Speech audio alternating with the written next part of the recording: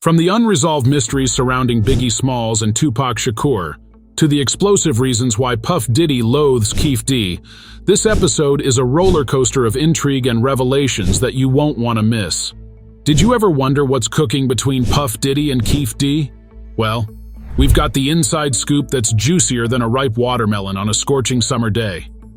Let's rewind to 2006, when Biggie Smalls' mother, Voletta Wallace, decided it was time to shake things up. She took the LAPD to court, dropping a colossal lawsuit worth a jaw-dropping $500 million. Why, you ask? Because she believed the police were hitting the truth about her son's tragic fate. The LAPD was left with no choice but to reopen the Pandora's box of Biggie's murder case. They handed the investigation over to none other than LAPD's top dog, Detective Greg Kading. Little did Kading know he was about to unearth more drama than your favorite soap opera. Now, here's the million-dollar question.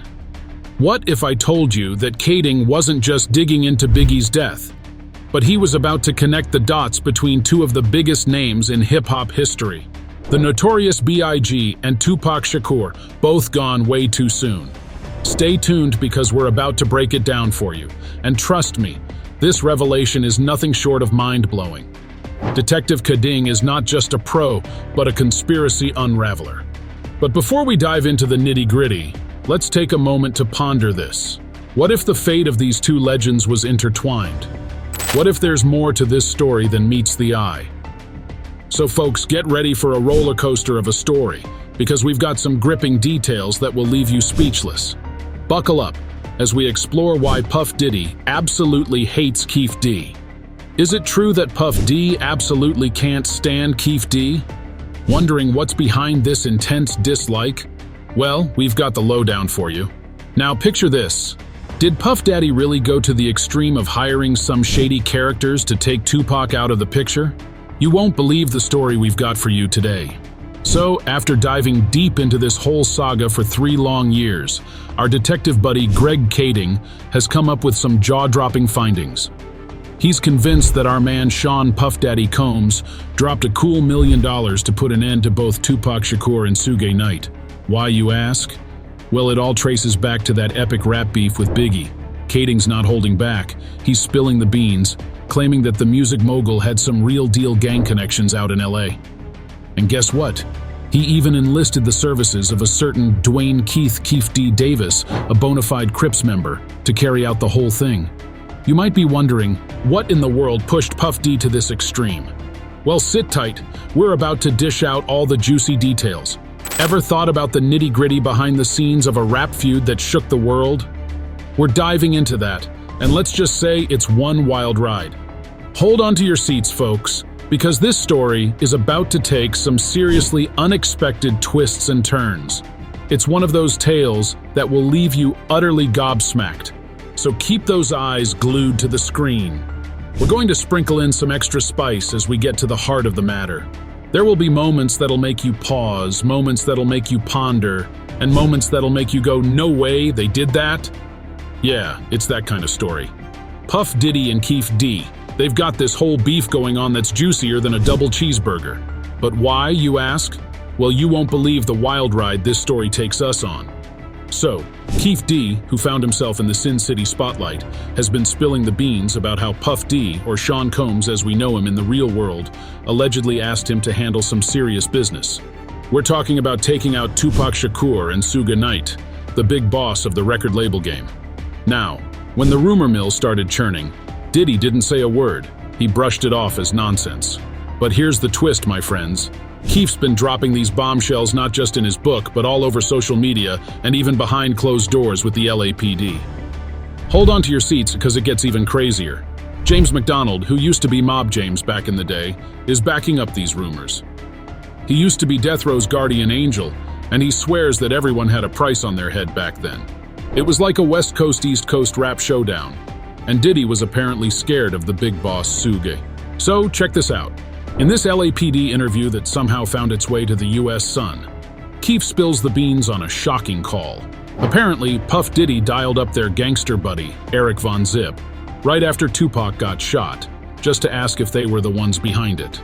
Can you imagine the nerve? Keefe, though, had some legal tricks up his sleeve, so he couldn't get in the trouble for sharing this jaw-dropping info. Now, here's the kicker. When Diddy found out it was their crew who took down Pac, he was over the moon, like, happy as hell. I mean, who reacts that way, right? It's all kinds of strange. But that's not all, my friends. There's more to this tale. Keefe dishes that Diddy actually footed the bill for the whole hit operation and handed the cash to Zip. The twist? Zip decided to keep the dough for himself. Talk about a double cross. And as if that wasn't wild enough, Keefe spills the beans in his book, Compton Street Legend, revealing that Diddy, back when he was Puffy, or Puff Daddy, ordered the hit while they were out in New York, chomping on pastrami sandwiches and sipping pink champagne. Can you believe it went down like that? So let's ask the million-dollar question, folks. What's the real beef between Puff Diddy and Keefe D? Stay tuned as we uncover more of the crazy stuff that went on between these two, and you won't want to miss it. Imagine this, folks. Keefe says that one day, Diddy calls him up like, "Yo, big dog, we gotta chat." They go off to the side for a little heart-to-heart. Now here's where it gets juicy. In Keefe's own words, he could practically sense the fear radiating off Diddy. He's like, "Man, Puffy was full-on trembling." And then the bombshell drops. Diddy tells Keefe, "I've got a couple of issues that need sorting out. We're talking big CEO Suge Knight and our man Pac." Now, what do you think Keefe's response was? He's like, "No worries, we can make that happen." Smooth operator, right? But wait, it gets better. Diddy's got this massive grudge against Pac after he dropped that diss track, Hit 'Em Up. Puffy was steaming mad, folks. Well, here's the juicy scoop, and you won't believe what went down. So, who really pulled the trigger on Tupac? Kading spills the beans, claiming that Tupac met his tragic end at the hands of a Crips gang member, the notorious Orlando Baby Lane Anderson. Now here's where it gets really interesting. The original plan was for the hit to be carried out by none other than Keefe D himself. But wait for it. Things took a wild turn when they ended up on the wrong side of Tupac's ride at the last minute. So what did they do? Well, Kefe's nephew stepped up to the plate, and that's when it all went down. Tupac was taken from us, and Suge Knight was left injured in the chaos. But here's the kicker. Baby Lane had a brawl with Pac at a Vegas casino just hours before the shooting. Talk about some serious drama, right? Now, ain't that a tale for the books? So, the big question is, what do you think about all of this craziness? Let us know in the comments. If you've been as captivated by this epic feud as we have, don't forget to hit that like button, subscribe, and ring the notification bell so you never miss out on the juiciest content in the game. Until next time, stay tuned, stay curious, and keep the conversations going.